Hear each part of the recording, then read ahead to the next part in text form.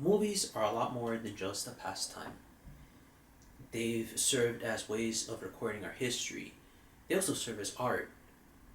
Now I want to teach you about something that I learned in film theory that really justifies these things.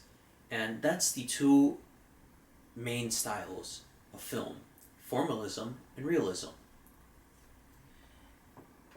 My goal for you and this speech is to solidify the understanding of these two concepts and to teach you how they are the foundation of film.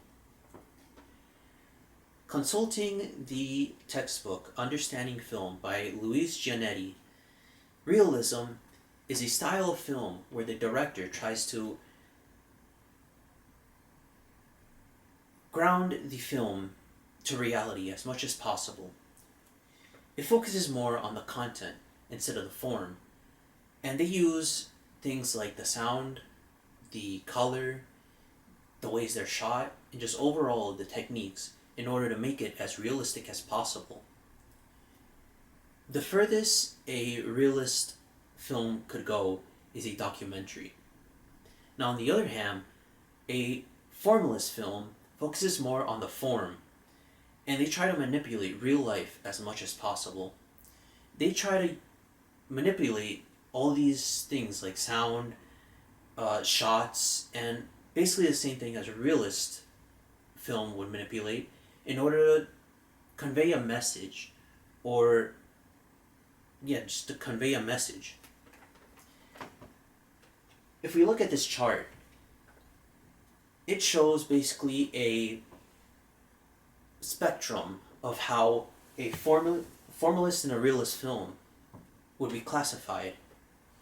If we look all the way to the left, a realist film can go all the way to a documentary like March of the Penguins, and then a formalist film would go all the way to an avant-garde film.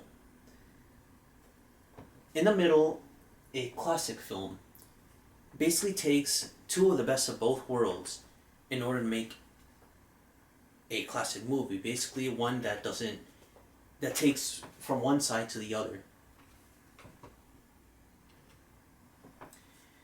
Now, to learn about these two concepts, we need to go all the way back to the beginning of film, pretty much the beginning of film, with the Lumiere brothers. Consulting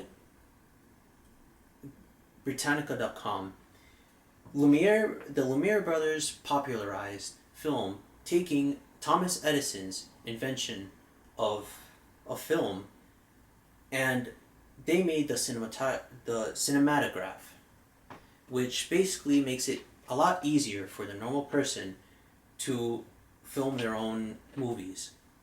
And with this invention, they filmed their own movie called Arrival of a Train around 1896. Here's a little clip of it.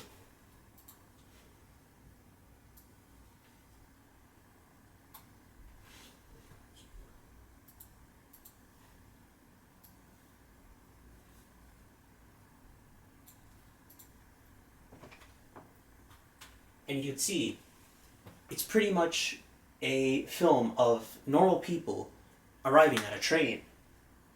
And it's pretty much the first example of a realist film. It has a plot in which it's people arriving from a train, but it's basically recording people in real life and not changing as much as possible. Now, if you look at another person vital in filmmaking, George Méliès, also consulting Britannica.com, he popularized the formalist film using the Lumiere brothers' invention of the cinematograph as well. And his movie, A Trip to the Moon, made in 1902, popularized this type of style, the formalist style. The importance of these two concepts is that they make the basis for film theory.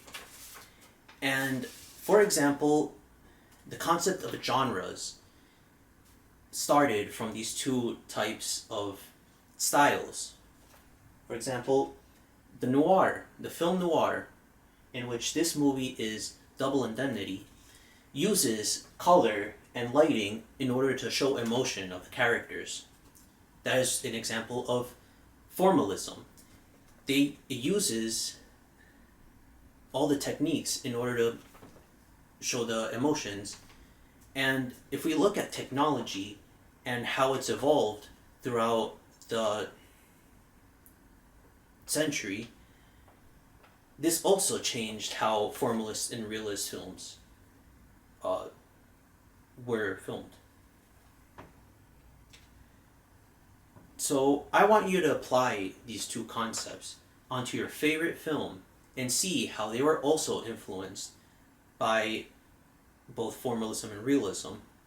And I also want you to appreciate art and how much these concepts changed film for the most part. Thank you.